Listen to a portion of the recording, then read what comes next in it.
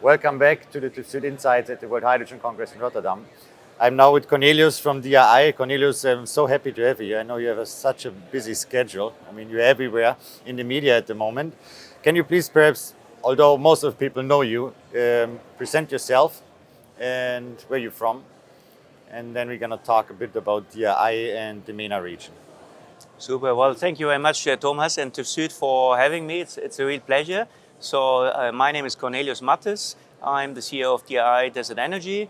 We are an independent think tank for the MENA region, but with many partners, over 100 from 35 countries. We cover the entire emission-free value chain. So all emission-free technologies from renewable generation, grid topics, storage, flexible demand. And like we pioneered early 15 years ago, renewables in North Africa, Middle East, when this was kind of an exotic topic. We pioneered early hydrogen 7-8 years ago.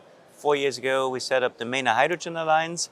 And our most recent initiative is ZETA, Zero Emission Traders Alliance, which is a new organization to create the right group to work on step-by-step creating a tradable market for zero-emission energy, including electrons, molecules, and carbon. So that's what we do.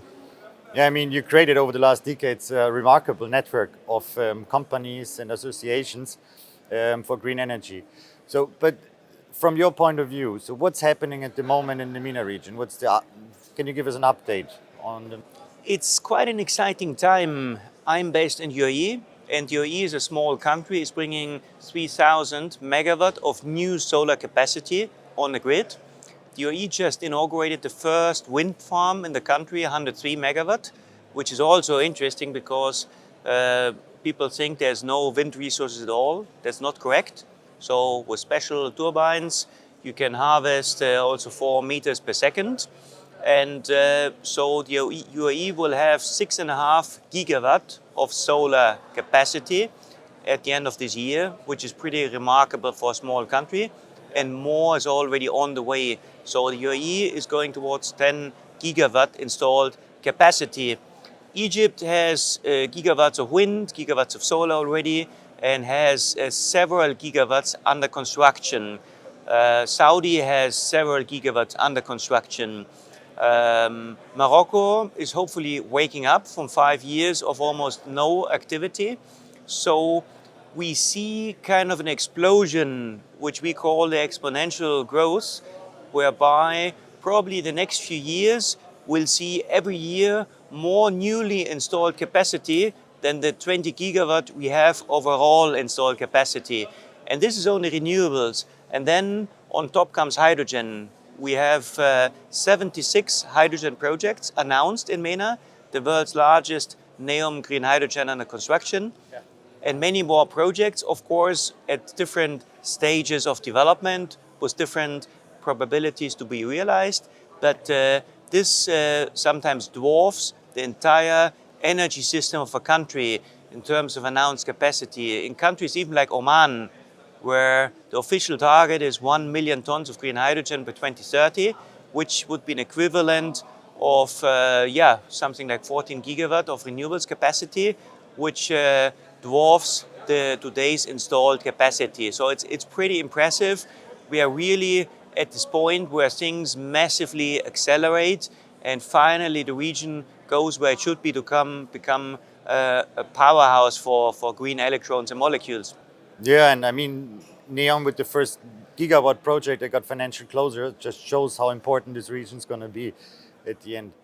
But you mentioned Morocco as well. I mean, you're focusing on MENA, Middle East and North Africa, but during the last years, the regional, like your partners grew also regionally, like from Africa towards more Central Asia, and now to, I think, 111, you mentioned it before. So can you explain a bit how your partners grew and what regions you also put in focus during the last few years? Sure, with pleasure. Yeah, that's an interesting one. So first of all, 111 is a special number, and exactly 11 out of the 111 are partners that are former founders and former partners of Dii. So already 11 companies, including TÜV SÜD, including RWE, E.ON, most recently Bosch or companies like Shell or Areva, they all came back. So I think this is even more special, not only to expand the network, but to have former partners coming back after years. This makes us very happy. It's really special for us. And so from around 20 partners in 2019, at the 10th anniversary, we grew to well over 100. And this also expanded significantly in geographic terms. So we have 35 countries represented. So we have Japan, China, Australia. We have different partners from the US, big investors like Blackstone, like Breakthrough Energy.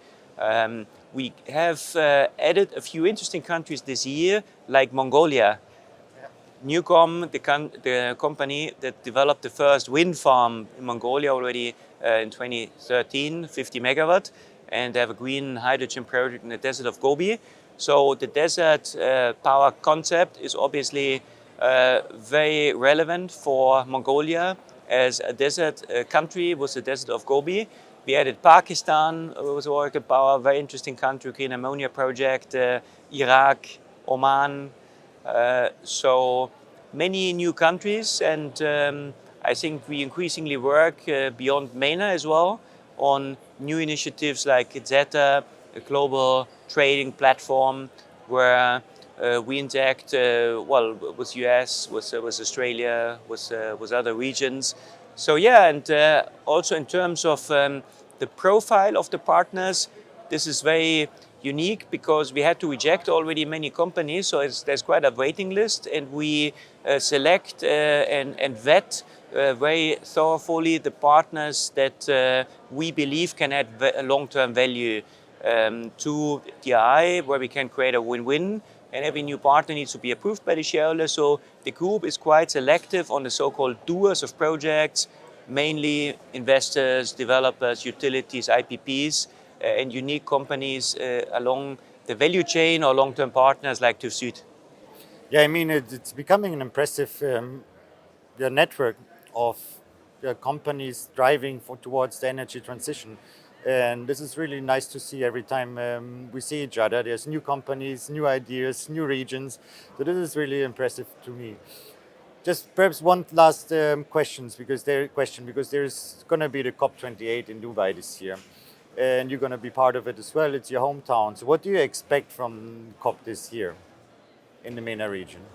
Well, COP is something special for us because we've been based now for almost 10 years in Dubai, myself personally also almost 10 years. It's coming back to Expo. So we had many nice events at Expo, and COP will take place at the Expo site.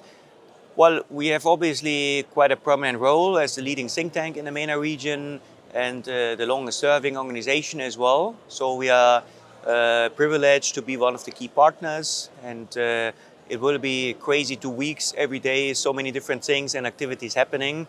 After COP27 in Egypt, which was pretty poor in overall results, I think there is quite a significant upside in terms of potential news, agreements, hopefully transformative decisions. Some of the things we push already towards COP now is topics like the tripling initiative. We are one of the signatories, together with IRENA, Global Renewables Alliance, to triple the installed capacity of renewables by 2030. This is one thing. The other thing is potentially introducing a price for carbon.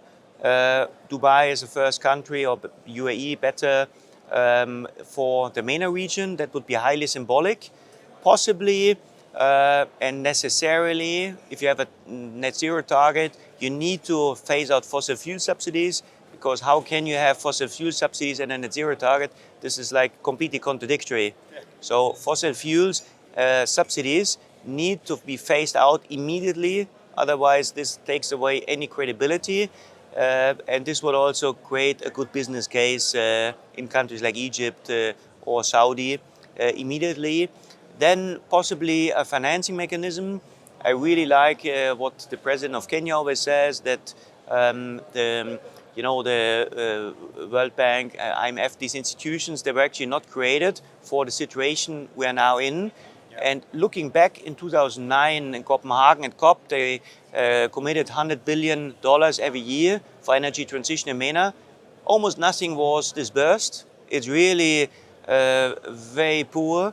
So what we need for the developing world, for emerging markets, is a kind of institution that provides, we can call it soft loans, whatever, concessionary financing, providing the same financing costs than OECD countries.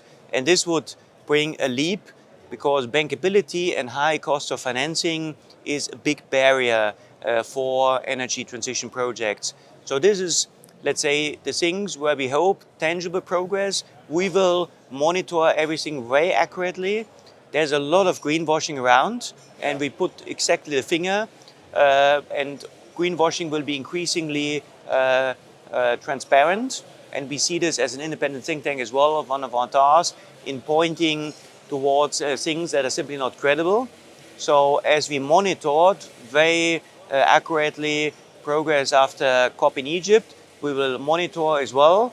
And we hope that people understand that greenwashing will really not be possible anymore and just GPR. This will for sure backfire. So in this sense, we hope for really a productive, a tangible COP with really some important decisions, because it's really just a few years now where we need to act together to limit global warming to 1.5 degrees to save our planet. Okay, then let's keep the fingers crossed that the COP will meet this year your expectation and there will be some tangible results at the end. Okay, Cornelius, then thank you so much for taking your time and having discussed these important topics with me. And good luck for the next year, the next few months in the preparation of COP, but also for the DRI. It's always a pleasure to see you and get updates on the nice work you do. Thank you so much. No, really, it was a pleasure. Looking forward to seeing you soon, latest in Dubai, for our 13th annual conference on 28th of November and the pre-COP reception on the eve of COP. I'm looking so much forward to it. Thank you. Super. Thank you.